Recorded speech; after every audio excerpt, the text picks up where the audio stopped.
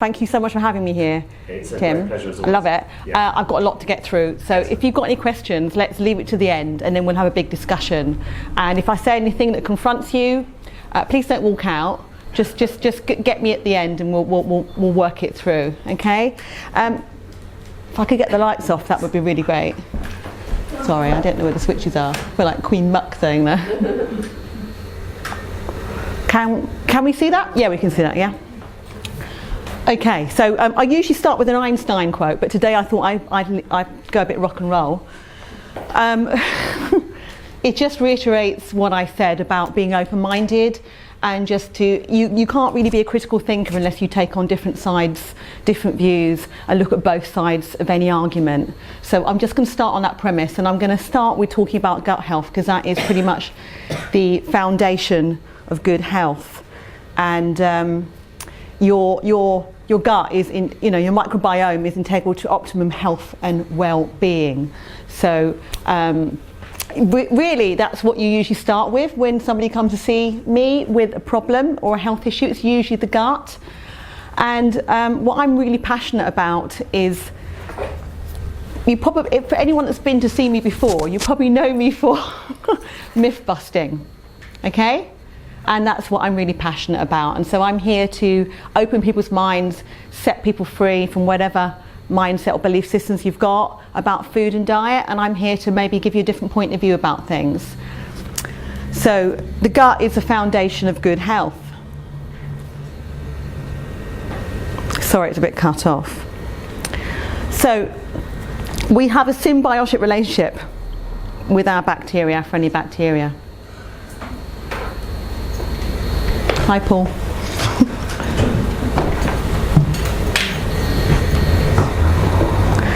If we feed them and we give them a good home, they will look after us. Okay, they're like our little army. They're actually integral, and they help support the immune system. Most of your immune system's in the gut, in the small intestine, and they're there to process your food, get rid of wastes. And a whole wide range of functions. So actually, your gut is the foundation. We're going to talk about that. And the colon's got many nerve endings. They call it your second brain. When you say I've got a gut feeling, or I've got nerves in my gut. And your diet can sometimes challenge the gut in terms it can be very dehydrating as well. So what I say by vibrationally challenging is the amount of fluid that you're holding. Certain foods can actually challenge that, and we're going to talk about that. Because imagine if you're dehydrated, you can actually end up with things like constipation. Well, we can't really read it. You're covering 50%. Sorry. Thank you very much. There are some major advantages of a favourable collection of bowel flora, and that's to do with generating the acid in the large intestine. Exclusion to some extent of unfavourable bacteria like bad pathogens, and you want good conditions for your mineral absorption and production absorption of vitamins, and you want to protect yourself against the pathogens. And obviously bowel movements, really, really important. Most of us probably aren't going as often as we could, and we want to have a nice clean wall situation in the colon. And relative freedom from congealed masses of material sticking to the walls, and because you can actually get build up in your colon, you can get sticky waste like wallpaper paste sticking, and when you've got that there, you can't absorb your nutrients properly and excrete your waste properly. So it's very important that your colon is clean. And obviously just getting rid of the toxins. That's not very clear, is it? I don't quite know why. Yeah. Okay. Could we, just 1 second, Yep. People are focusing too much on that instead of listening to you. Okay. Shall we switch one of the lights on? Yeah, I think that's a good idea. Yeah, we're not focusing Okay, on yes. that. Focusing Okay. on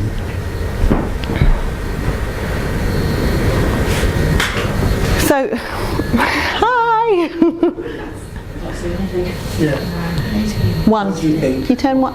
It's a bit bright, isn't it? Or a little bit. It's a shame I didn't bring a lamp, isn't it?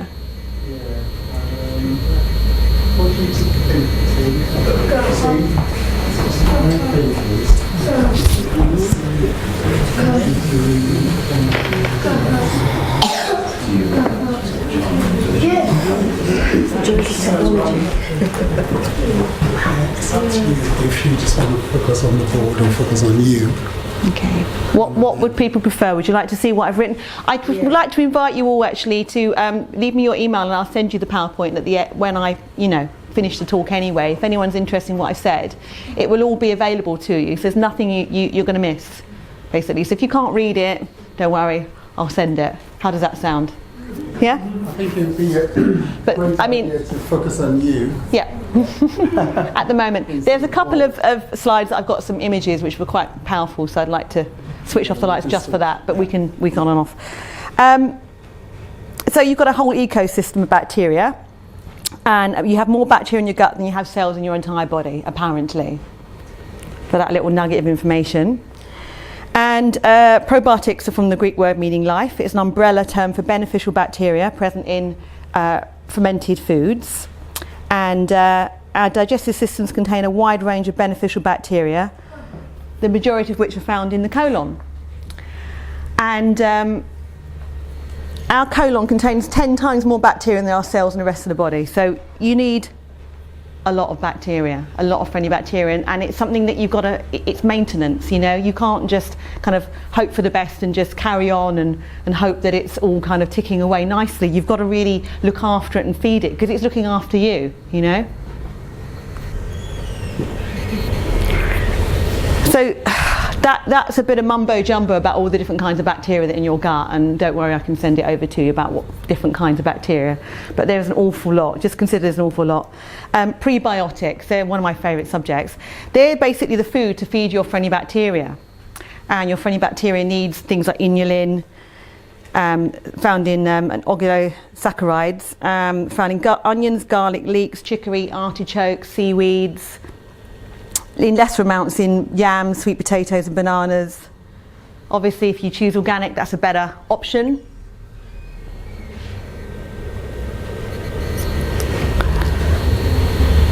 So there are certain kinds of bacteria that thrive particularly on prebiotics, and they're particularly beneficial to us. And you want to be giving your friendly bacteria this kind of food, because you give it the opportunity to take over space from the pathogens and the unfriendly bacteria. That's what's important. You don't want to be feeding candida, you don't want to be feeding the pathogens.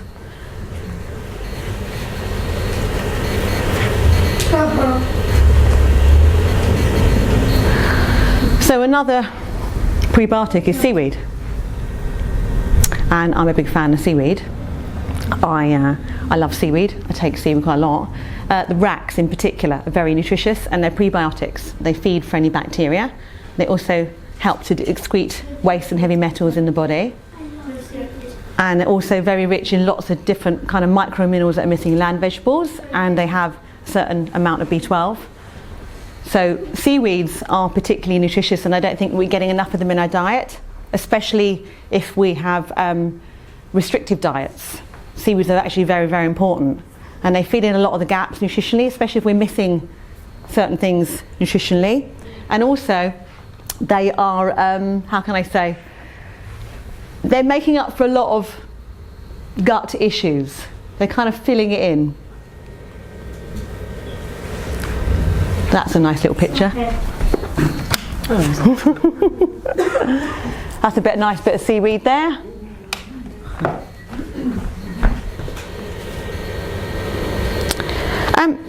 So fermented foods. Fermented foods are traditionally been in our culture, around in all cultures across the world for centuries.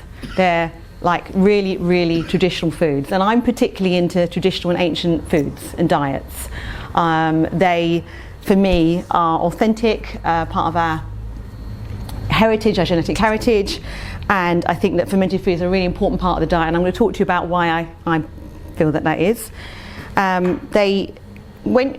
For example, if you take a cabbage and you ferment it into sauerkraut, you maximise its vitamin C by like 10 times, and you bring in all these nutrients and probiotics that are going to populate your gut.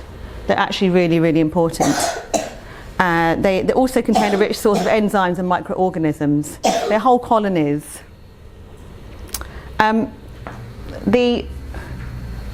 The main ones, I'm sure there are loads more than this. Loads more than this. Yeah, thanks. I've got the other way. Thank you. Loads more than this. Oh, I'm sorry this isn't. Is that? Okay, so kombucha. Kombucha is a fermented tea drink. We've actually got some today to try, which I'm really excited about, which is an artisan kombucha company. Can I just ask, what is that? I'm going to tell you in a minute. I'll get to it. Yeah, that's natto. That's on the bottom of the list. Kombucha is a fermented tea drink. It goes back to the Chinese times or the Oriental times of the thousands of millions of years ago. How many years ago, Paul? 2020 BC. 2020 BC. There you go. 2020 BC. From Japan. And the Japanese emperors and Chinese emperors used to call it the drink of immortality. The tea of immortality, and it was the elixir of life. And the elixir of life is absolutely rich in probiotics, digestive enzymes, and a few vitamins and minerals, and lots of really important acids that are excellent for joint health and are anti-inflammatory.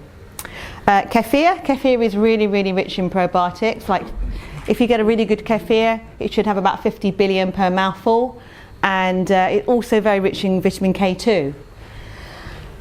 Sauerkraut and kimchi. Sauerkraut is the Eastern European fermented cabbage, and kimchi is the Japanese, which is a bit spicier. A bit too spicy for me personally. Miso, a fermented soya drink. That again, it's rich in digestive enzymes. And then there's idli and dosa, which are the Indian fermented urad dal rice cakes. And sourdough bread, which we have here, which is fermented. It's very important actually. I'm going to talk to you a little bit more about the bread, but to ferment your bread, it's very important because you want to neutralise all the anti-nutrients that are in the grains. We're going to talk about anti-nutrients in a minute. And obviously natto. Natto is really vitally important if your diet is vegan, because it has vitamin K2 like kefir, and it's the only vegan source of K2. You can get vitamin K from dark green leafy vegetables, but K2 is the only thing you can find. Natto is the only thing you can find K2 in, and K2 is really important for your blood clotting and protects men against prostate cancer. It's actually a really important nutrient. So yeah, that bit about kombucha. Very, very healing for probably most things. Your heart, your brain, your gut, your joints. About 2,000 years ago, the health elixir. So kefir originally came from the Caucasus Mountains about 5,000 years ago, and it was originally invented by goat herders. They used to take raw goat milk and put it in their pouches and put it in with this. Nobody knows where these kefir grains come from. They're not actual grains, but they're probiotics, colonies of probiotics. They're little symbiotes of bacteria and yeast, and they're basically eating the milk, the lactose in the milk, and transforming it into probiotics, enzymes, vitamin K2, and a few B vitamins. It's a really amazing fermented drink, and it's really fully supported by lots of scientific studies. It's an excellent source of K2, and it's really, really good. It's a good source of fat, protein, polysaccharides, you name it, it's got it in there. It's really good stuff. I love it, and use it all the time. Sauerkraut, again, I've just said it's really great for your vitamin C and for your. This is from Emma's local lady called Emma, who's got a company called eatlive.co.uk, and she makes her own sauerkraut, so you can buy it at the Village Whole Food store. And they're really good. They're actually the best sauerkrauts I've tried. She does kimchi as well. And they're very, very rich in probiotics. You have a little teaspoon of that with every meal. That adds the nutrient probiotics, enzymes into your food. Boosts it. There are some other gut healers that really help, and I'm going to go further into that as I go through. Bone broths, organ meats, glutamine, chaga mushrooms, aloe vera, fish oils. Bone broth, this is like an ancient recipe. A lot of people in the past would drink bone broth because it is a hydrophilic colloid. It attracts and holds liquid, including digested juices, and it actually heals and seals the gut. It's very rich in collagen. It's very, very important for your bones, for your skin, and for healing and sealing the gut. It also contains calcium, magnesium, phosphorus, silicon, sulfur, and various other nutrients, and chondroitin sulfate and glucosamine. It basically reduces inflammation, arthritis, and joint pain, heals and seals the gut. I've used a lot of bone broths myself. I know my friend Paul has used it a lot when he's broken bones. It's helped to speed his recovery. It's been very, very helpful in gut healing, especially with leaky gut. And organ meats in particular are very, very helpful for your nucleotides, which are the small molecules that are the building blocks of RNA and DNA, and they actually help to repair the gut. And they're quite lost because a lot of people don't really eat them anymore. Obviously, if you don't eat meat, then obviously you don't eat them at all. But even people that do eat meat, they're not eating organ meats at all, or making bone broth. So we're missing a lot of ancient foods already. So yes, you can get your nucleotides in all your organ meats. Bitters, I find bitters are really helpful for stimulating the digestive system to produce your own digestive enzymes and helping your mini absorption. If you have problems digesting, if you have bloating after meals, if your absorption is compromised, bitters can be really helpful. Rather than just going and buying lots of digestive enzymes all the time, you could just take bitters, and bitters will help your body produce its own digestive enzymes. So very, very helpful, and especially if you get gas and bloating and heartburn. And it's particularly good for promoting regular bowel movements. Everybody does need to do regular bowel movements as much as you can. Zinc is an important one. You need it for enzymatic and body functions. Obviously, you've got to have zinc because it helps you produce your own stomach acids. It's also important for your immune function and for your skin as well. So you need zinc. Zinc is a very, very important one. You can get it in meat, shellfish, grains, nuts and seeds, dairy, eggs and dark chocolate, all in differing degrees.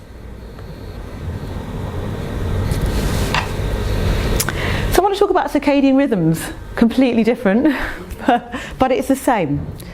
Our circadian rhythms are physical, mental, behavioural rhythms that follow a daily cycle in tune with the planet. And if you eat outside of the natural seasonal rhythms of your environment, your health can never be optimal because we're interrelated with nature. So it's all about tuning into nature, tuning into the seasons, into what's indigenous, what's seasonal, what's right, for us. A lot of us are going to bed late, and we're eating the wrong foods. We're not eating it seasonal, eating a lot of tropical foods, and it's kind of messing with our circadian rhythms. And obviously we're doing things like on computers. Basically, things that mess with your gut here are processed bread. And I just want to talk to you about King's. I know maybe I shouldn't be talking about any particular brand because they're all the same, quite frankly. They're all the same. Yes, it's the same. But they're full of industrial yeast, industrial flour improver, rapeseed oils, soya flour, sugar, all kinds of stuff, and they absolutely wreak havoc with the gut, with the microbiome, because they feed the pathogenic bacteria, they feed the bad stuff, and they wipe out all the good stuff in your gut. Not to mention all the anti-nutrients that are in your grains, and basically they completely can cause inflammation, all kinds of problems, along with fizzy drinks, sweets, all the obvious things, pastries, junk food, and poor sandwich meats. Functional foods, big brand yogurts and probiotics pots aren't really going to cut the mustard here. They're full of sugar, most of them. So I want to talk a little bit more about the lectins and phytic acid. They basically, they're protein found in grains, but they're also found in various different fruits, vegetables. Grains in particular are very high in phytic acid, and phytic acid is an anti-nutrient. It's there because the innate wisdom of nature wants the seed to grow into a plant. It doesn't want you to eat it. It wants to grow, and so it has its own natural defense mechanism. And the natural defense mechanisms basically block calcium, magnesium, copper, iron and zinc in your body. And this is why we need to be fermenting our grains. But we're not anymore. We're going and buying fast, industrially made bread that takes 20 minutes to make. That's not traditionally how we used to make bread, and this is what's causing a lot of gut problems these days and a lot of health problems. So if we eat too much of one thing, our body develops an unhealthy relationship with it. That's a fact. And overconsumption of anything can cause problems, but especially too many anti-nutrients, which can lead to autoimmune conditions. Some people are genetically gifted and they can eat everything and anything and they're fine, but I'm seeing a lot of people with this. And even if you over-alkalize, it can end up changing the pH of your gut.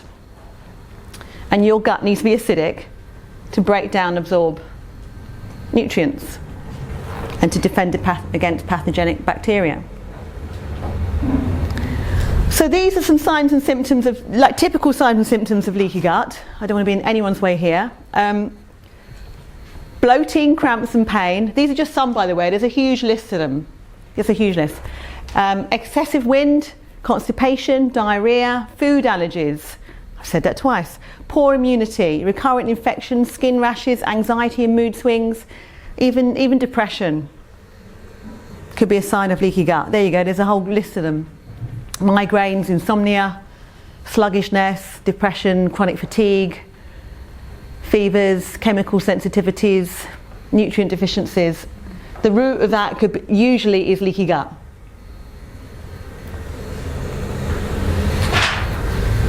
And it can lead on to things like acne, skin problems, chronic fatigue, hepatitis, celiac. Celiac's a big one. You see a lot of that happening at the moment because people are eating these kinds of processed breads. There's a lot of chemicals in processed breads as well, and you've got the glycospates as well. Asthma, autism, they've all been linked.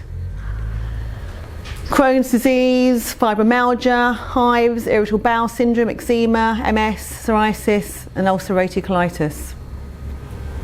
All linked to leaky gut, somewhere along the lines. So there are certain foods that you can take, that you can eat, that would be very soothing to lubricate your intestines. Things like ground or sprouted flaxseed powder, okra, cooked apples, apricots, bananas, prunes are good, manuka honey. Make sure your honey is raw, pear and peach. Oh, what happened there? And there's certain things that you can take that will help. So you've got L-glutamine, which is an amino acid, and it helps to regenerate cells in the gut wall. Aloe vera is very, very good, I find. It helps to cool any inflammation, and it also helps to heal the gut. Antimicrobial, supportive of the immune function. And omega-3 fatty acids, which reduce inflammation and support cell membrane health and protect gut lining from irritants. Really important. They're called essential because they are essential. Phosphatidylcholine, important component of cell membranes, helps protect and restore the gut lining by strengthening the mucus layer. And these other vitamins, vitamin A, vitamin C, zinc and the B group vitamins, all vital for the health of the gut lining. Now, vitamin A soothes inflammation as an essential nutrient for the production of the gut's antibody secretory, IgA.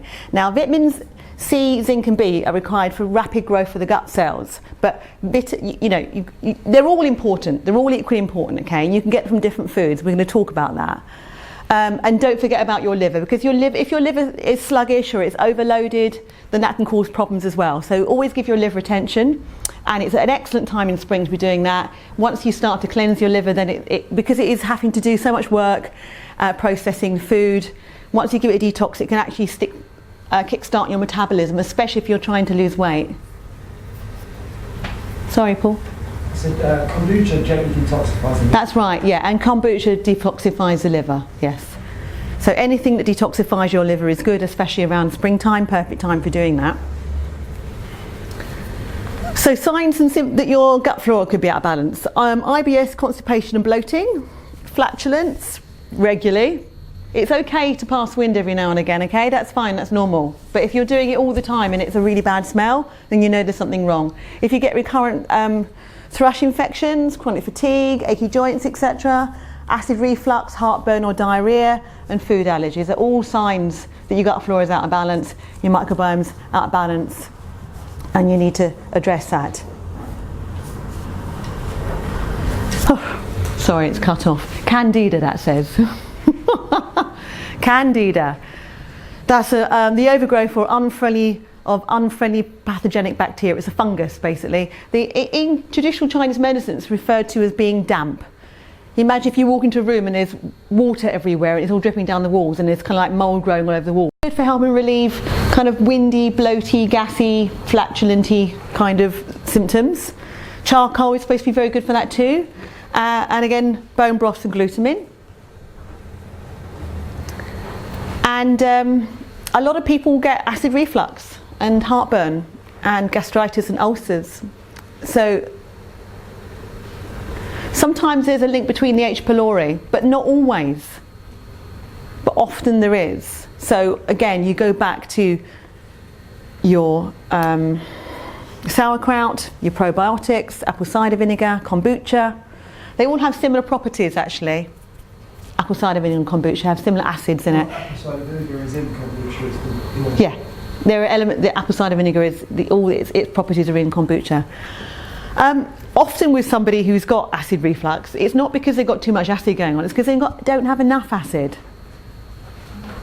So and the problem is if you're taking the conventional suppressants, the chemical suppressants, it can cause other problems. So you are really better off trying to get to the root of the problem and getting, again, zinc and colloidal silver could help.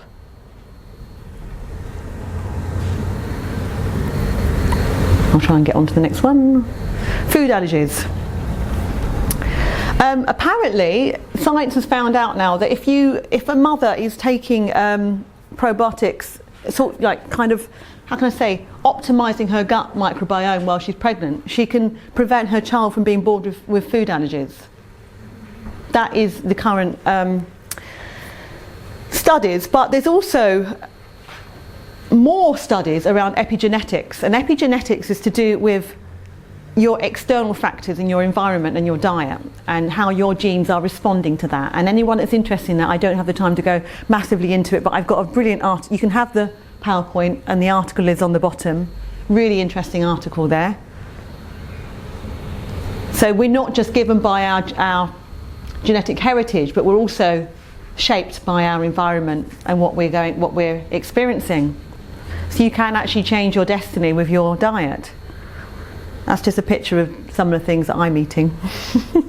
Thought I'd just throw it in there. So we're going to talk about food dogma generally. I'm not here to attack or criticise. I'm here to just discuss it and to look at the broader issues and to look at what is going on generally in the environment and to bring across some other points of view and to perhaps bring in some discussion.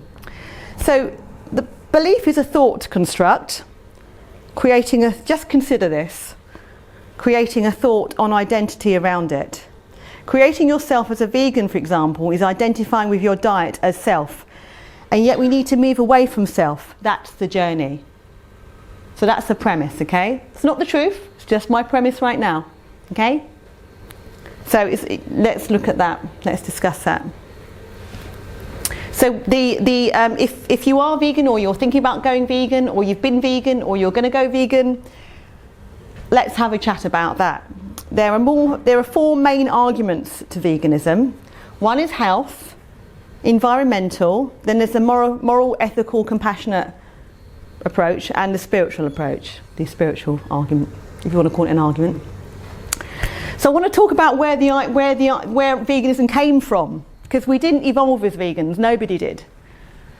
And this apparently was the guy that invented it, so as to say. And this is John Harvey Kellogg. Anyone recognise the name? Yeah. Yeah, I think we all do.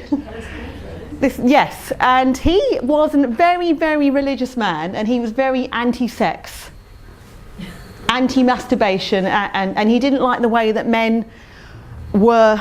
He felt very aggressive and very sexual, and he wanted to kind of temper that down a little bit. And he wanted to sedate people, so he set up a huge cereal company. And believe me, cereals really do sedate. Yeah. Yeah? And so he had a message that, his message was embedded in religion. It's basically a belief system that meat was bad. And that message, that anti-meat message, pushed forward to the 30s, the 40s and the 50s. And then in the 1950s we had Dr. Ansel Keys, who had the hypothesis that saturated fat caused heart disease. Unfortunately, that hypothesis has never been proven, ever. So that's another story. And for anyone that's been to any of my talks, my food busting talks, my myth busting talks, you probably have heard that and know about that background. If you haven't, then come to me at the end and I'm happy to share that with you. So let's start with the spiritual aspect of it first. I know a lot of vegans say, oh, now that I'm vegan, I'm more spiritual than everybody else, and I'm more enlightened, and I feel more conscious. And I've heard a lot of people say that. What is that, basically? So if we attach ourselves to any one belief system, we become a prisoner of the mind, and the mind becomes inflexible. And I don't just mean food, I mean everything. I'm talking politics, I'm talking anything here. It's important to remain flexible-minded about everything, remain open to all, to be a critical thinker, you have to be open to all different sides. So to be willing to look at both sides of the argument. So nothing in nature is rigid, everything changes, nothing is permanent. So to be in touch with your own body wisdom, best to drop rigid thought patterns and tune into your body. That is the request here. We can get disconnected very easily when we create separation with our dogma about things. If we decide to identify with a belief system and then we start to argue with somebody, no, I'm right and you're wrong. We all do it, right? We all do it in some way, on some level. I think there's a really good article on maryshooton.com about shamanism, about that very thing, and it's very, very interesting. I'm happy to share that. So we live in a holographic universe. So only the ego is considered to identify with form. Now, I'm not a mindfulness teacher, but I live with one, so I'm just sharing a few of his philosophies. And Buddha tells us that the mind is not in the body is in the mind. So in many ways, we might want to consider that we're living in a holographic universe. So the pros and cons of vegan diets, very helpful actually if you want to detox. If you want to detox, you want to cleanse, you've been eating lots of junk food, lots of processed food, lots of farmed meat, lots of, horrible processed bread. It can be very helpful if you want to cleanse and you want to sort of lose weight really quickly. It can be really, really helpful. Unfortunately, you also have to manage the anti-nutrients in the foods, and also if your food isn't local or seasonal, it can be challenging to the body. And you also it could be devoid of cofactors if you're not careful, and keep important nutrients. And for some people, it can be quite destabilising for your blood sugar levels, depending on who the person is. I don't know what everybody's diets are in here. I'm just going to be quite general. And I've seen quite a lot with vegans and vegetarians. I'm an ex-vegetarian myself, I've got to say, and I'm a low blood sugar type, and I was that person who was munching on loads of bread and cakes and chocolate, and it led to leaky gut and chronic fatigue, basically. But there can be an overdependence upon grains, leading to sugar, carbohydrate addictions, and yes, it can lead on to things. So you've got to be careful. So the thing about detoxifying is that it's wonderful, but you shouldn't be doing it continuously. It isn't sustainable to be continuously detoxifying. It's not building and nourishing, it's detoxifying. And I think that Michelle would agree that in Chinese medicine, it's about building and nourishing. And we're obsessed with detoxing in the West, and they're obsessed with building and nourishing in the East. It's completely opposite points of view. We're not all dirty and filthy. I know our environment's a bit challenging, but you know, a cleanse in the spring once a year is fabulous. You don't need to be doing it continuously all the time. And there are long-term effects of low B12 and heme iron, which can impact your health negatively. So you've got to watch that. You know, I find that people usually feel great for about 3 to 6 months, and then they start to say that they're a bit tired. It depends on the person though, okay? Everybody's different. Everybody has a different metabolic type, and some people are genetically gifted, okay? So you've got to deal with your anti-nutrients and your toxins, natural toxins in food. Food, as I said, it wants to grow, it doesn't want you to eat it. Phytic acid you find in a lot of grains, nuts, seeds and beans. So it all has to be fermented properly, soaked and fermented properly. Oxalic acid, which is in spinach, which can cause kidney stones if you're not neutralising it properly by steaming it. Only takes the steam, but you'd be surprised how many people are drinking spinach juice, knocking it back and having spinach, raw spinach, kale as well, that's right. Kale and spinach. Toss it in the pan. That's right, yeah, best to give it a toss if you want to neutralise the oxalic acid. People don't know that though, and you see a lot of juicing of kale and spinach like it's going out of fashion. And yet it's actually not that great. You should really be steaming it to neutralise the natural blocking agents. And then you've got goitrogens, so they block iodine to the thyroid, and that's in things like soya and broccoli. And you've got your lectins, which you find in lots of different fruits and vegetables. In fact, you could probably Google food with lectins, and a huge list of things come up. I'm not saying you can ever avoid that. I eat fruits and vegetables, and now I know that there are lectins in them, but it's about a balance. It's not about over-dependence on any one thing. So you've got to watch these nutrients, the important ones. Vitamin B12, everybody, I think that's the most famous one. K2, as I said before, which you get in natto, but it's mainly found in animal foods, and it's an important one because it's important for your blood clotting. It's an important component for blood clotting, and it's also a really important one for men because it helps protect against prostate cancer, and without it you're in trouble. Vitamin A, now you might say, oh yes, all my orange and yellow fruits and vegetables are really high in vitamin A. They're not actually, they're high in beta carotene. And you need saturated fat to do the conversion with it. But your most direct source of vitamin A will be animal foods. Your EPA and DHA, our conversion rate of ALA, that's your flaxseed oils and your plant oils, is very low. It's less than 9%. Very, very low. It's only the Asian people that have developed that. The Indians in particular, that have developed that ability to do that, because they have been vegetarians for centuries. And heme iron, that's a biggie, because I was very deficient in iron when I was vegetarian. I didn't know it at the time. Eating a lot of grains actually makes it worse. It's very difficult. It's easily absorbed from animal foods, and your neurotransmitters function requires adequate levels of iron. And when they are low, they can affect your focus, your concentration, all sorts of stuff, and it can lead to poor mood, feelings of depression or anxiety, and lack of motivation can be the result.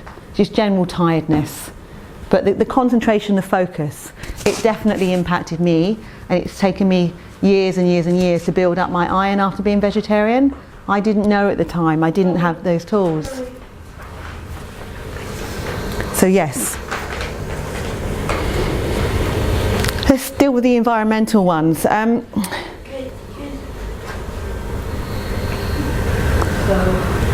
There is a worrying concern here about industrialisation and everything being all about agriculture, because anything too much in one direction, it becomes dysfunctional.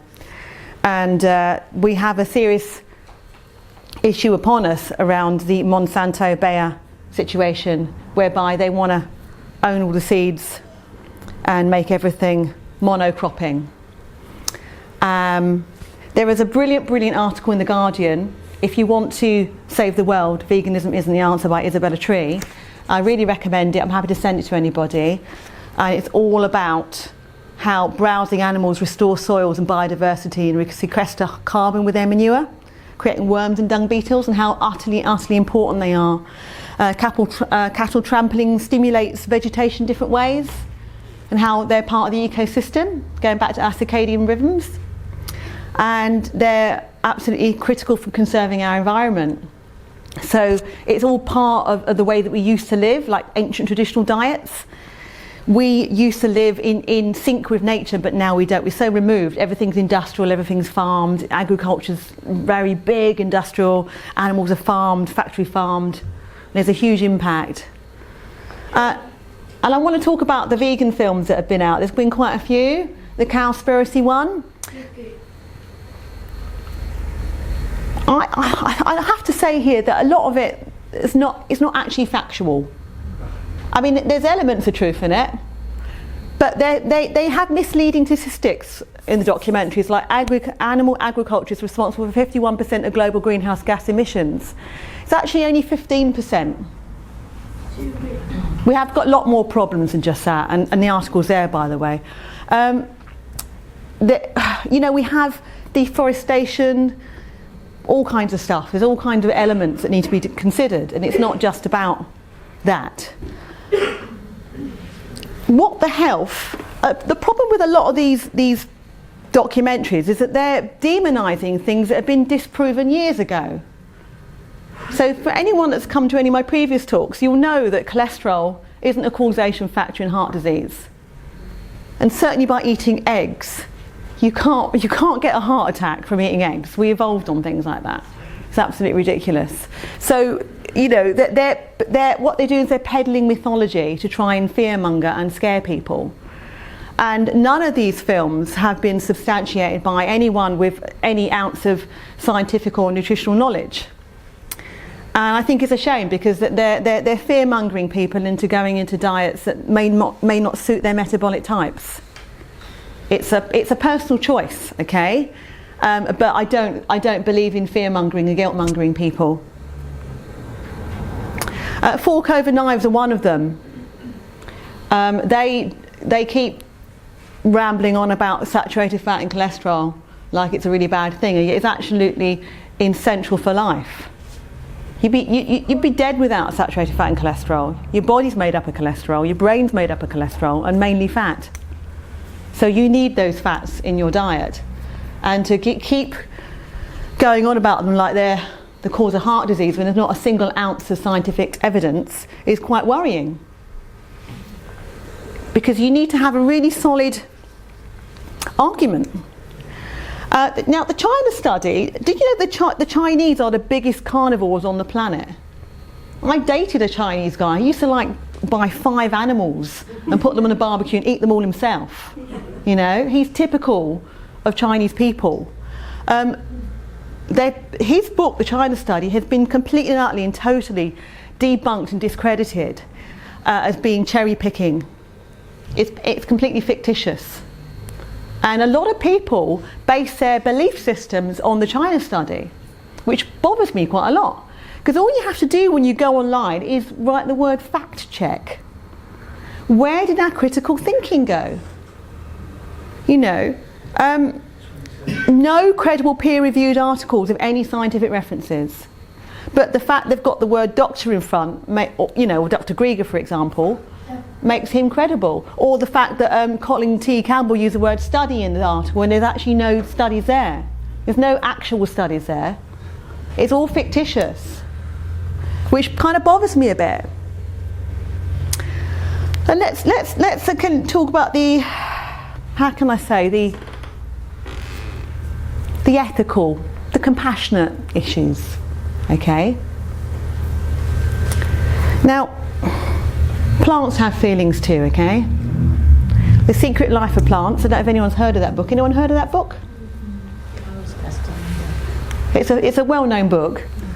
And they've got personalities as well. Trees chat with each other, hang out, communicate. You know, they are sentient beings too.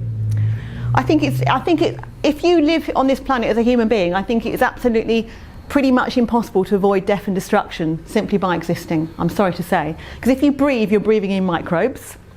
Industrial agriculture causes death to insects, field mice, various other wildlife, causing massive devastation. If you pay tax, we all contribute to a government that is the second biggest arms dealer in the world.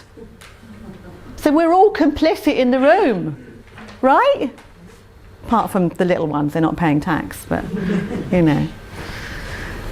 We're all complicit. Sorry it's not to make you guilty, it's just to bring your awareness to it.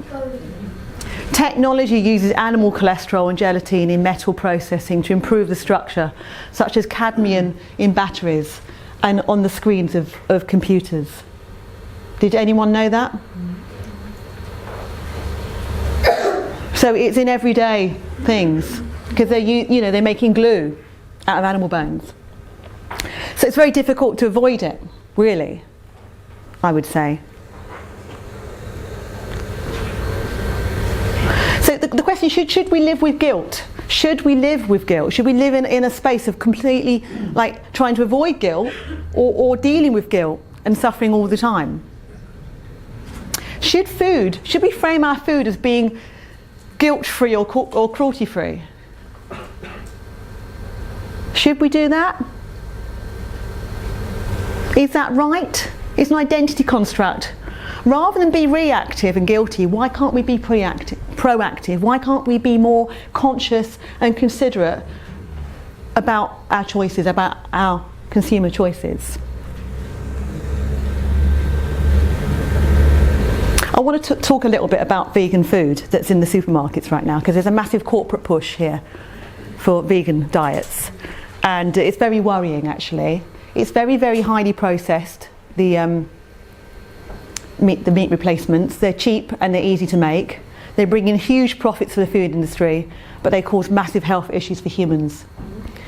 And the high demand for crops that require high inputs of fertilisers, fungicides, herbicides and pesticides, and monocropping, leading to environmental destruction, impacting wildlife. That's where it's going, and it concerns me. So I just want to look at the ingredients. I went into I'll be honest with you, a big supermarket. Am I allowed to mention the name of the supermarket? Am I? We can edit. Oh, you can edit. Okay, Sainsbury's. I went into Sainsbury's and I went into their vegan section. They've got a huge vegan section in the fridge section now. And I took a photograph of a few of them and I looked at all the ingredients, and nearly every single one of them had rapeseed oil and palm oil in them, and a whole host of other ingredients. Disodium diphosphate. Does anyone know what disodium diphosphate is? It's a chemical additive and preservative. It colours food or prevents discoloration. Used to colour hot dogs in their packaging usually, and it's used in commercially packaged hash browns to prevent the potato from oxidising and browning. They say it's generally safe, but there are warnings of excessive use because it may lead to imbalanced levels of minerals in the body and bone loss. So how does that sound? That doesn't sound great, does it? Now, rapeseed oil is not good either. It's in everything. It's in all the veggie things. Yeah, that's rapeseed oil is cooked. It's second on the list there, after the rice. And people that have been to my talk before know my point of view about rapeseed oil, but I'm going to go into that in a minute. That is very worrying. So rapeseed oil is a known toxin. It attacks the central nervous system. This isn't just about vegan food. This is anyone. This is whoever buys processed food, you're at risk of getting rapeseed oil in your food. So this isn't a lecture to say, oh, you mustn't go vegan because you're eating all this rapeseed oil. This is for everybody here. It doesn't matter what your diet is, okay? Rapeseed oil is a known toxin. It attacks the central nervous system and it's been proven to lead to Alzheimer's. It is very worrying. Polyunsaturated vegetable oils generally are not heart healthy. They oxidise really easily. The British Medical Journal's got a study there. It's called the Sydney Heart Study.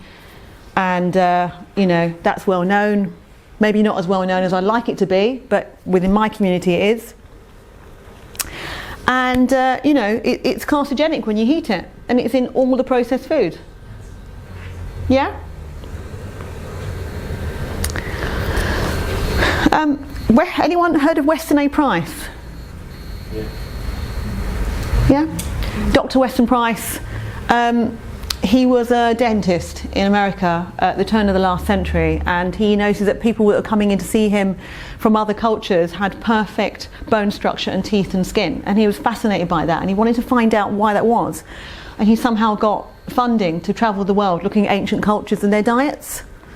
And these cultures, he documented them immensely. He took photographs of every single person in the village with their teeth. You see that they're all showing their teeth. They all had perfect teeth. Some of them even had slime in their teeth, and they had to kind of like push the slime away, and underneath was perfect teeth. They didn't have teeth missing, crooked teeth, anything. All perfectly aligned. They had great bone structure, beautiful skin, and he wanted to document what they were eating, and they all had things in common. Certain things in common were fermented foods for a start. Sally Bears wrote 50 secrets of the world's longest living peoples. None of them were vegan.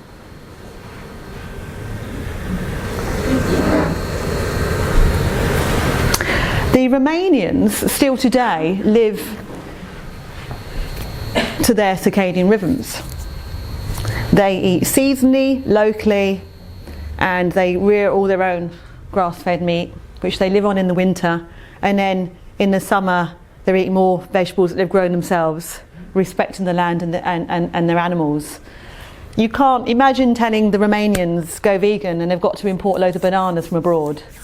It's just not sustainable, is it? You know, it doesn't work for them personally over in where they are. You might want to research the Okinawas, who are the whole sort of village of Japanese people who are the longest living. I think they're octogenarians or something. They've been, you know, they're all in their hundreds, and they're all still, you know, going out and enjoying themselves. Or the Massa, the Hunza tribes. They've all got long lives, and most of them have fermented foods in their diet somehow. Agrobiodiversity. Did you know, I didn't know this, but I know this now, there are over 4,000 varieties of native potatoes grown in the Andean highlands of Peru. Did you know that? Isn't that extraordinary? I'm blown away, quite frankly. It was Franjo that brought my attention to that, actually. But don't they look beautiful? Aren't they gorgeous?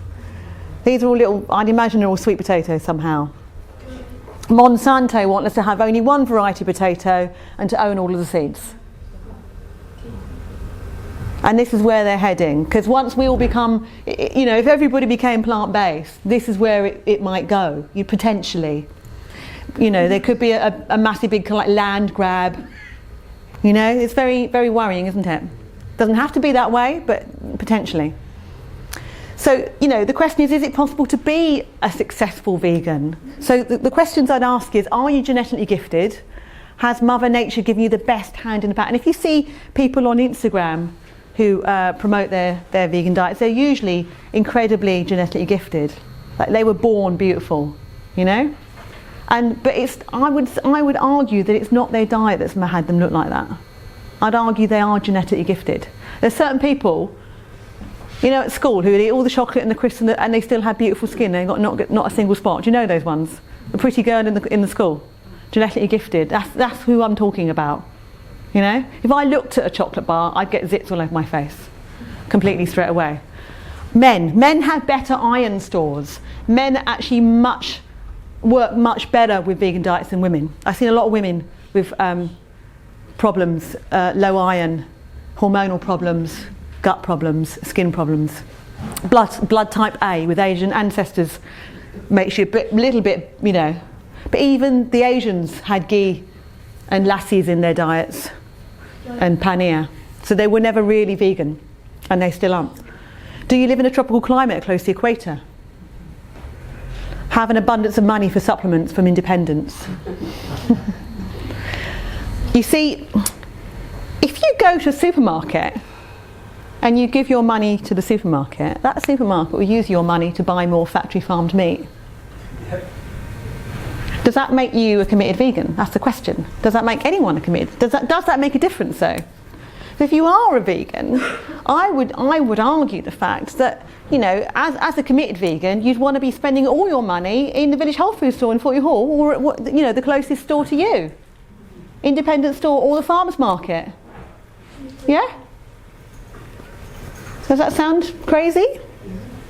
But you know, if you're going to the side of the other big issues, which is the decline of bees, deforestation, destruction of the rainforest, biodiversity, and the orangutans. Did you know, I've seen so much palm oil in all the vegan foods, it's phenomenal. I would say that that is very worrying, and agriculture causes 80% of deforestation. Then we have the rise of 5G, electromagnetic smog, distorting our electromagnetic frequencies. Seriously bad for health. I've got some literature on the back table if anyone's interested in that. Then we have plastic pollution in our seas and environment. And did you know that fashion is one of the biggest environmental polluters? Did we know that? The Aral Sea has completely disappeared because of the cotton industry. Watch Tracy Dooley Investigates the Fashion Industry. Mind blowing. I'm sure you can get it on BBC iPlayer. You know, this is what's going to happen if everybody just wants to eat plants. It's bad enough as it is, quite frankly. It's bad enough as it is. It's because we're all not making conscious choices. That's why. We're all grabbing the biscuits and the processed bread and the processed meat replacement, you know. I mean, the question I would ask is, if your body desires a meat replacement, why not just eat the meat, but choose a good quality one? If your body's wanting something, why choose a synthetic replacement for it? That would be my question for that, if that's not too passionate. And is it not just as important, rather than us arguing, I say this because I've had a lot of trolling online about my lifestyle choices, which I don't appreciate. While we're busy like arguing about our diet ideologies, the planet continues to be stripped of natural resources and polluted.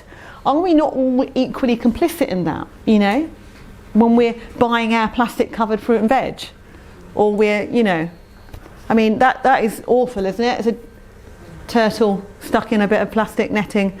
And you know what's going on generally, I think it's bigger than, I don't think that just giving up eating meat is going to transform any of these issues right now. I think the thing is if you're not in a good, healthy place, how do you have the vibrancy and the consciousness and the intelligence and the energy to take charge of these kinds of situations and make a stand for them, you know? So the question I want to ask you all is, can we all meet in the middle? Can we all spend less with the supermarkets? And if we do, more, you know, just buy more conscious things, like wiser things. Go with more local independents, farmers markets. Don't give your money to corporate interests and greed and promote factory farming and monocropping.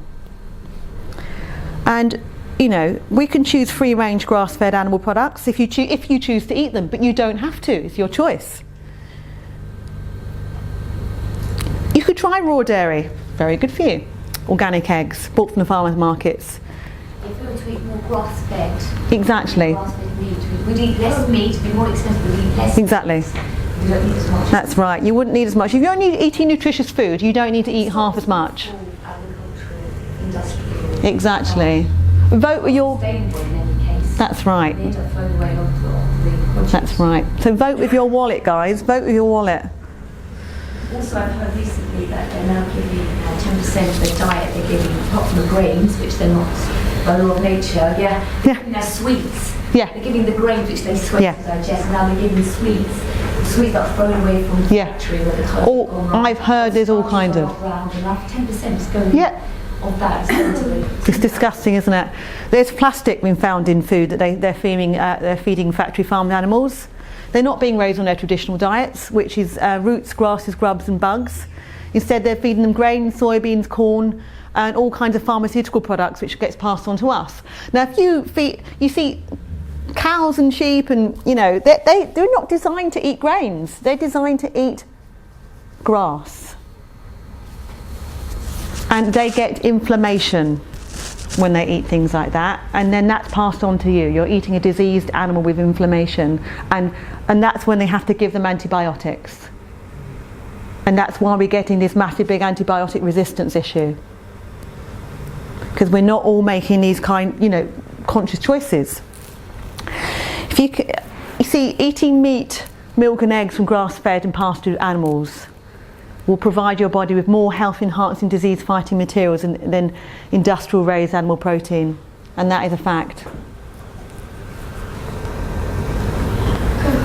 Raw dairy is incredibly nutritious, naturally rich in phospholipids, and it's important for keeping the electron clouds formation in the cellular membrane, which is 80% fat. And I find it's really, really nutritious. You can go back directly from the farmer before they ban it all completely. And the farmer is not abusing his animals from farmers' markets. He cares about his animals. That's why it's raw, and it's nutritious. It's good. And we do need fats. We need more fats in our diet. Flaxseed oil is very good. It carries photons alike to the cells. But you don't want oxidized oils, trans fats and pasteurized milk, which are plastic to the body, leading to inflammation. Now, obviously, one of the arguments, the vegan arguments, is dairy pasteurized is really bad, and it's causing mastitis in the animals, and the cows are heavily farmed. If you go to a farmer's market and buy raw dairy directly from the farmer, that's not happening, and you're getting all the health benefits of raw milk. Nobody has been ill from raw milk for over 100 years.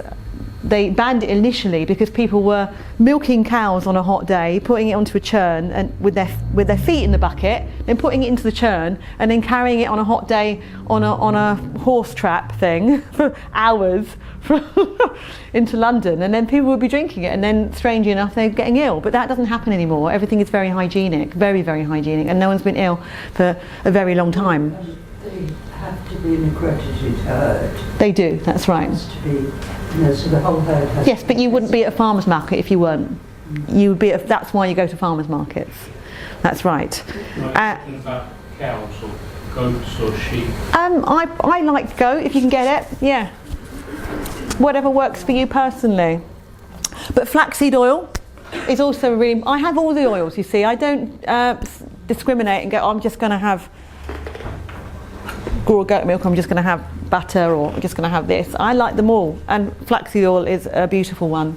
It's actually really important for bringing light to the body. It's very, very helpful for people who are not well. So there's a problem with agrochemicals. Monsanto, it's it's the largest biotechnology seed companies in the world. It's got a net sales of $11.8 billion. With 404 facilities in 66 countries across 6 continents, and products grown on more than 282 million acres worldwide. So we do have a bit of a problem with pesticides and glyphosates, which they're spraying on all the wheat, the non-organic wheat. This is why it's important to think about things organically and not buy processed food, not buy food that's not. There's some things you can get away with not organic, but I think there are certain things that need to be organic. And I'm happy to send anyone a list of those things I think they're important. But wheat's one of them, lettuce, carrots.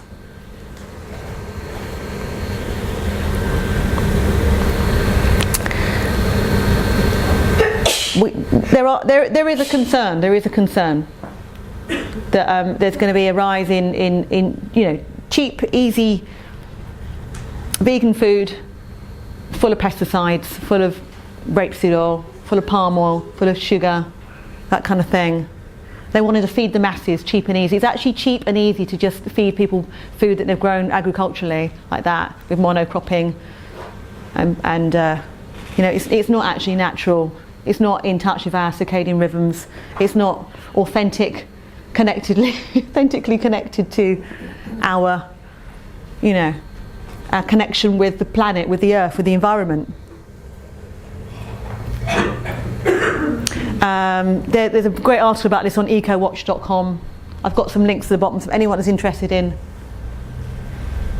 So here are some signs that, not everybody is right for certain diets, like keto diets, paleo diets, vegan diets, vegetarianism. There are certain diets that don't work for certain people. So these are some signs, because this is what I had when I was vegetarian. So, I put this down because I think these are kind of like key factors. If you're not fulfilled after a meal and you're craving chocolate, sweets and refined carbohydrates, then your diet isn't right for you. If you're feeling tired and fatigued all the time and sleeping in late and not feeling refreshed, your diet definitely isn't right. It could be partly to do with your diet, yeah. Might be that your relationship's rubbish and that you hate your job as well, but digestive issues and skin outbreaks, definite sign that your diet isn't working for you. Brain fog, lack of focus and concentration, definitely a sign that your diet does not work for you. And achy joints, definitely a sign that your diet isn't right for you. It doesn't mean that it could just be that you're just eating loads of processed bread. You could still be a meat eater, but you're eating the wrong kind of foods.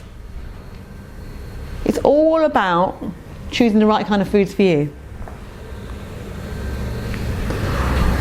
So, is this true for every meal? You're overjoyed by each bite, you're not bloated and you have good digestion, you're full for 6 hours or more, and you have stable energy for 6 or more hours, and you have no cravings for sugar or dessert. That's when you know that your meal is right for you, is balanced. Yeah? That can be whatever meal that's right for you personally. I'm not here to dictate that. I've got this really great book, brought it with me actually. If you're interested in learning about real nutrition rather than pseudo health, and you want to tap into your potential as a human, this is a really great book, Deep Nutrition by Catherine Shanahan. I recommend it, it's really good. I'm reading that right now. And it's all about why your genes need traditional food, featuring the 4 pillars of the human diet. But, Sally Bare's book, 50 Secrets of the Longest Living People, is a good book too. And we're actually also doing podcasts at the moment about all kinds of things. Spiritual things, food things, diet things, social, cultural things, politics even I'm going to go into at some point, everything. So anyone's interested in the podcasts, I'd love you to subscribe to it, and I'm happy to send you the link to it. There's also another really great podcast by Primal Alchemy called The Red Pill Initiation Hour, which is really very good. And there's a really great one by Brian Sanders called Food Myths and Lies, and that is a fantastic podcast, and I think you could get a lot from that one as well. So anyone who's interested, I'm happy to email that to you too. And you can listen to us also on H Smart Radio, which is over in Chingford. I'm on there from time to time. And that's my quote from George Orwell, which is with little exclamation marks at the bottom there. So that was my talk, basically. I hope I didn't rush through it too much. I hope I gave you, if there's any questions, I'm really happy to expand on anything. But I do believe it is tea time. I think it's tea and cake time actually, and I've made some actual cakes for you. I've made some vegan fruit and nut slices with coconut oil and date paste, and I've made a banana and chocolate rye cake, and I've made a chai latte, polenta and coconut gluten-free cake. How does that sound? Yeah? So and I'm sure there are lots of other lovely things out there too. Okay? But we can come back and then have a fabulous discussion about it all. How does that sound? Great. So let's go to turn the light on. So we normally allow half an hour for break. So if we could, let's make it 25 minutes actually. Back in our seats at 25 that gives you 3/4 of an hour. But I'm sure there'll be heaps of questions and oh yeah, totally. Discussions Yes. and all the rest of it. But brilliant fact pack. Answer, and if not. Okay, so we just had that conversation. Yes, seaweed, sea green seaweed. You can either buy online, you can buy at the Village Whole Food store in Forty Hall. She sells sea green seaweed, but you can buy directly online from Sea Greens online. Yep, those are the two places you can get them. And what's the best way to prepare it, to eat it, to make it? Seaweed is very, very robust because it's sitting in. If you imagine a plant, a seaweed plant, especially the ones that are close to shore, they're being hit by waves the whole time, so they're very, very robust. So when you cook them, they lose less of their nutrients. And so if you were, for example, cooking some broccoli, but ideally you put them in towards the end of cooking. You just sprinkle them in. You put about a gram a day is usually about as much as you need. About a teaspoon, I think that is, a gram. It comes Well, dry. you can, Yeah. because I lived in Japan 5 years, so what the Japanese do, they either use nori, so you can like make an onigiri, so you put make brown rice or avocado in, and or a bit of natto, and then you just wrap it in the nori. That's one way. Or you buy wakame and you just soak that in, soak it for 10 minutes, then rinse. And you can add it to salads or to hot food or hijiki. Yes, but the racks are from Scotland. So they're more indigenous to here, and they're wild. They're not been cultivated and had any fertilisers added to them. They're completely wild and therefore naturally organic. And they're racks. So we've got spiral rack, whistle rack and channel rack, and they're actually very, very rich in nutrients and microminerals that are missing in land vegetables. And you've got a little bit of B12 in there and some iodine, which is good for your thyroid, for your metabolism, that sort of thing. So they're generally quite good all round, and they're very brown racks seem to be the most nutrient dense. So yeah, it's. What's its form? Is it a bit like a powder? Or it comes as either granules or a fine powder, or you can get them in capsules, depending on how you want to take it. If you want to take it as a supplement, I like to just use it in my food because it is a food at the end of the day. It's just adding loads of vegetables worth of nutrients into your meal, basically. Yes. Is it, if you've already got thyroid issues, and I've got Hashimoto's and I'm on medication, is seaweed safe to be putting into your diet, or could it upset the balance of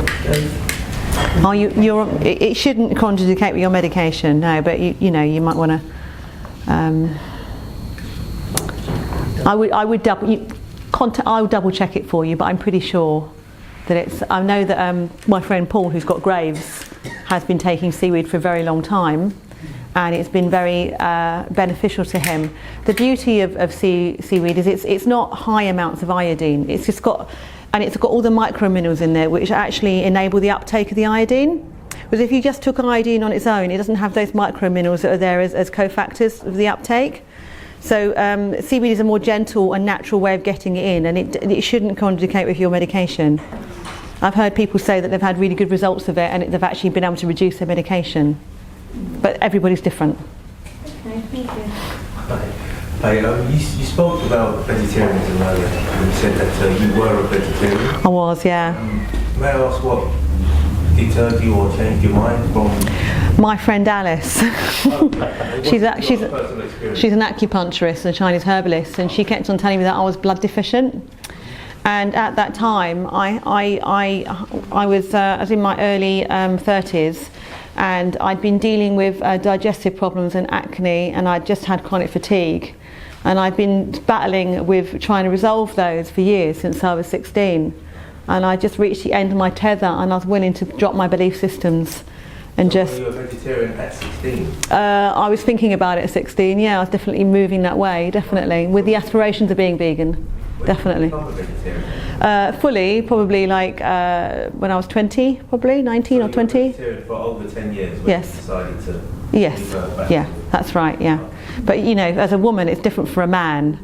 You've got to make all those things clear. It's everybody's different, and everybody's got different genetic metabolic types, so different things will happen at different times, and And your health issues changed and improved once you reverted back to your different... That's right. And I remember going to a friend's party, and it was actually an ex-boyfriend. I hadn't seen him in a few years, and a friend of his came up to me at the party, and she said to me, "Wow, Charlotte," she said, "you look really well." She goes, "You look better now than you did 10 years ago." She goes, "What have you done differently?" I said, "I changed my diet." And I told her, and her face just dropped, and she walked away, and she didn't speak to me for the rest of the evening. And that happens to me quite a lot, actually. Oh, were they vegetarians? Yeah, they're all vegans, yeah. Yeah, I said I started eating meat with a big grin on my face, and she just hated me for the rest of the evening. Gave me evil looks. That was it. Charlotte, Yes. the blood type diets? Yes. That really demonstrates what you were saying about we're all different, and that particular diet works on, different diets for different blood types, which is a very sort of, gross, broad sort of differentiation of types. But when Peter Diadamo came over on a lecture tour, he was telling me that in America, the president of the Vegan Society of America came to see him because his health wasn't very good, and his blood type, he should be eating meat. So he was persuaded to change his diet and come off being a vegan, and his health improved incredibly. Well, that's right. And, he was converted back to because he was more philosophical. There is something in it. I mean, I'm a blood type O, and blood type O's apparently are better off with meat and aren't very good at grains, and that seems to be quite true for me personally. But I think if you're blood type A, you might. But the thing is that a metabolic typing is actually the new paradigm in nutrition, and you can get your metabolic type tested and to find out what works for you and what doesn't. And I think that's a much more accurate and scientific way of finding out what your own personal profile is. Because everybody's different. And I don't want to kind of metabolic typing, and my friend Jonathan Cohen does it actually. He can do. He's called Jonathan Cohen, and his website's CanHealth, CanHealth.co.uk. Could you explain what you mean by a leaky gut, please? Intestinal permeability, so things have actually gone through the gut wall and started to sort of permeate into the different, the lining, through the lining and out into outer space. Yeah, exactly. So you're not, the integrity has been compromised. Yeah, possibly. Yeah, I mean, obviously tiny ones, not graping big. Yeah, not. It's more leaky than it is holes. Like it's not, big gaping wide holes. It's just leaking. It's not. The permeability it's been compromised. It's not integral. So that actually means it's kind of toxic then in a way. Well, a lot of us do have issues around that. It's it's a big conversation. Into your bloodstream? It can do. It all depends. Everybody's got different. We've been talking a lot about kefir lately. Is there a particular amount to drink? Like, can you take too much? Do you see what I mean? I think you'd know about it if you took too much. Are you making it yourself? No, we buy it. Well, you'd be very, it's very expensive. So you can't. Can you afford to take too much? That's a big question. Well, what I meant really, I think it's like £2 or £3 a bottle. Is there? What would you recommend a daily dosage of kefir? Glass of it. A glass, 8 ounce glass. Okay. It's fine. Yeah. It's enough to line the stomach in the morning. Yeah. It's a personal choice, like I say, it's a personal choice. Because I find it really has been helpful. Yes, yeah. Can I ask you about apple cider vinegar? Yeah. Because they say it's beneficial to have that as well on a daily basis, or am I wrong thinking that? Like having it mixed with water as a glass? It can be. Okay. I personally find it lowers my blood sugars a little bit and makes me a bit, it's supposed to be good for weight loss, and yet at the same time, if it's lowering your blood sugar levels and you're craving sugar, how is that good for you? You have to work out if it's going to, if it has any impact on you like that. If it's not and it's working for you, then go for it. I think it's. I've just bought some. Great. With the idea of trying it, just to see what happens and if it helps. Yeah, no, it's good. It's good for your gut. It's got all those lovely acids that are good for your liver and for your joints. You can always use it in a salad, can't you? That's right. Put it in salad dressing. Yes, it is nice. It's really great, actually. It's really great in a salad dressing. Yeah, I agree. That's right. You want the raw unpasteurised with the mother, definitely. Yeah. I just want to say that that Bragg's isn't better than Biona or the raw living. They're all as good as each other. If they say they're raw and they're with the mother and they're unpasteurised, then they're good. Yeah. They don't have to be £10 a bottle. There's another one called Willie's, which are actually very good. They're very, very good apple cider vinegar. There's quite a few on the market now. Lots of artisan farms are coming out with them, and they're all just as good as each other. Okay, thank you. There is no better one, ideal one. Just because it's from America, it doesn't make it any better. I've been told I'm carb intolerant. You're sorry? Carb intolerant. Like carbohydrates? Yeah. And I find that the less bread or potatoes or pasta I eat, the better I feel. If I go home now and have something high carb next morning. Food coma. Yeah. Why is that, and how can I get around it apart from stopping eating? Well, if you can't metabolise it, There's not a lot you can do, and apart from just healing the gut and seeing how you get on. But some people have fructose problems. Some people have real problems metabolizing fructose. So I've not heard of that one before, to be honest. Yeah. But all those things that John's mentioning, those avoid foods for a group O. What would you know? Yeah, exactly. O plus. You are a group O. Yeah. So blood type diet, it would be sort of, well, it's a no-brainer, so to speak. Yeah. You're eating those are all avoid foods for an O. All right. Blood type diet. Yeah. I can have just protein, fat, good fats, and very minimal carbs, and I'm fine. I can go cycling 60, 80 miles and I'm still fine. That's great. Yeah. Yeah. Oh yeah. And more fats, good fats than low carbs. Yeah. Yeah, definitely. Well, everybody works. Satiated, you can go on longer. There's a really great. And if I have a low carb meal in the evening, next morning I don't feel hungry. If I you go out and have a high carb diet, next morning I'm hungry. I want to go straight to the kitchen. Yeah. 7 a.m. Obviously not working for you then, is it? There is a really interesting YouTube video. I think it's a TED Talk, and it's called "What's the Perfect Diet?" I think it's really worth watching, actually. By a guy called something Siegel. Ned or Ted Siegel, no, not Ted Siegel, it's TED Talk. It's a TED Talk, and it's somebody Siegel, and it's entitled "What's the Perfect Diet?" and it basically proves that there is no perfect diet because everybody just metabolizes things differently. Yeah, it's great, isn't it? Yeah. Yeah, it's eye-opening actually, because then you think, can't really stand here and say anything's perfect. A lot of people are becoming insulin resistant. I think there is something because we are eating too many processed foods and carbohydrates. Definitely. So there's a lot of problems with insulin resistance. Definitely. Insulin resistance, so which leads to other illnesses. Yeah, definitely. Yeah. Any other questions? Yes, how do you find the willpower to stick with what you know works for you? I did a diet for 3 months and then to get rid of the inflammation. I've got a lot of arthritis, etc. And I followed it rigidly and it worked. Well done.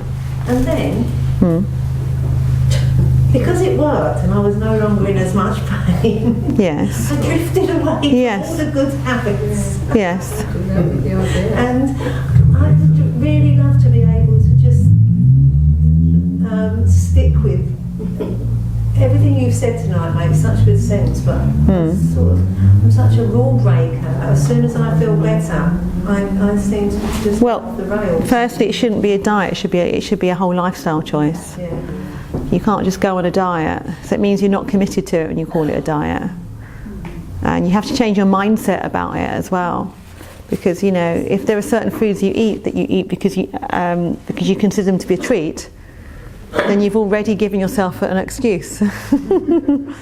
So, it's not actually a treat. Having a hot bath or a massage is a treat. Eating a chocolate cake isn't a treat. It just is eating a chocolate cake, that's all, whatever it is that you eat.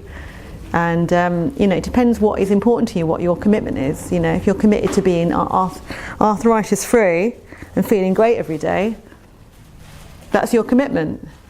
But you have to keep that in mind. So it's about your mindset.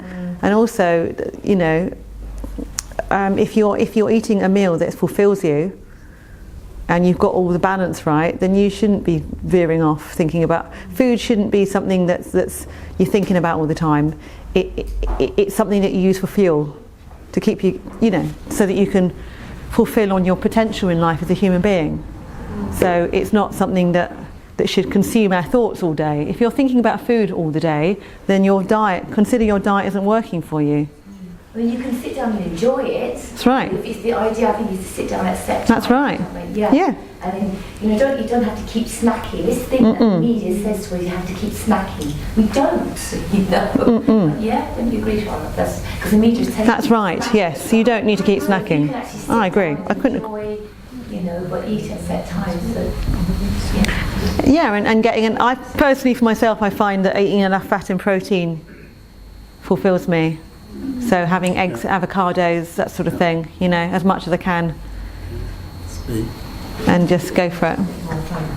Just a suggestion, but if you want to have a method to really strengthen your resolve, which is what you're saying. You know, you obviously get some sort of buzz out of being a bit naughty or rebelling. I don't think about food very much, but I know what I need to do to yeah, but you don't stick to it. And what I'm suggesting is that a way of sticking to it is the use of affirmations, and we teach that when we teach meditation. Yeah. The use of affirmations at the end of your meditation period, when your mind is much more receptive, and you can keep repeating to yourself what you create as your own affirmation about sticking to your diet, or however you want to word it in a positive way. And you know, using that regularly will just create the state of mind and the belief state that you need to stick with it. I have a good one. When I was dealing with my sugar addiction at the time, I'd go into the aisle at the supermarket where all the chocolates and the biscuits were, and the question I'd ask myself is, does this honour who I am? And the answer would be no, which means step away from the biscuits. That's it. That's all you have to say to yourself, really, because if you know, because then you know in that moment what you're doing doesn't honour who you are, and it's a no-brainer. It's just Empty. Empty. I don't have that. I don't have the relationship with chocolate and biscuits anymore. Me neither. I'm not, you know. No, there's no draw there for me in the same way that it was, you know. I can't. Unless you went back on it. Unless I went back on it. Yeah. Well, it's addictive, isn't it? That's probably, yeah. But I'd have to eat a few times. It depends what your diet is, how much you've restricted yourself, because like there's some really nice healthy foods, like fresh cream, yum yum. Exactly. Avocados, glass of butter, yum. Yeah. Could you say something about alcohol in the diet? I mean, alcohol? Beer is a fermented product, isn't it? I'm going to let Paul answer that one. If I had a beer, if I have like 2 beers, I'm really in trouble. It really messes my body up. The fermented wheat, it's really toxic, especially because of the way they make it as well. Because they're basically, you know, they're not. When I make kombucha, the yeast that's in the kombucha is a collection of bacteria that I've got from someone else, and it just carries on breeding this bacteria, natural yeast. But all the stuff that's in alcohol beers is all unnatural yeast. None of it's any good. Completely messes my body up. I used to drink wine. Well, in moderation, but again, I don't drink, so I don't feel the need to drink anymore. I find it boring. I fall asleep in the corner. I find it enjoyable. Well, if you find you're okay with the odd glass of wine, and it doesn't upset you, and you don't have any health problems, then that's your choice. You know, there's no point demonising something. Some people can drink beer forever. Yeah. I just can't. I'll just get a headache. Yeah, but I don't think beer is healthy for anyone really. But I think wine. Yeah, the French drink wine and they're fine. Yeah. Look at all their reversatols in it. The polyphenols. Sulfates. So the sulfates get me. So I get sulfate-free wine. I agree. I'm the same. Sulfite-free organic wine, much better for you. You know, you've got if you're drinking alcohol, you know that there's loads of glyphosates in whiskey, for example. So remember, if they're using wheat, you know the herbicide, the fungicide glyphosates, the Roundup killer, the Monsanto. It's found in most things like whiskey and beer. It's found all over the place. So make sure it's organic if you're going to do something like that anyway. And even with your wine, because they spray grapes. Everything gets sprayed these days. So yeah, have a little bit low sulfites and organic, ideally, if you want to. So it's your choice, though, isn't it? You know.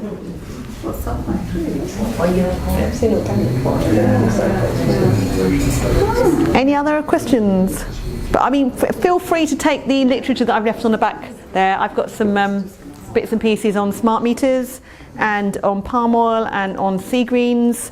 And I don't know if there's any walnut magazines. I think I might give them away. But yeah, there's a few bits and pieces and some samples in the background on some greens, like pucker greens for anyone that wants them. Okay? And thank you very much for being here. I really appreciate it. I appreciate your listening. Thank you, Charlotte. Thank you. Just a reminder, if you haven't put your email down and you'd like to get the PowerPoint slides, make sure you just put it on the list on the way out, and we'll get it recorded onto you when we go.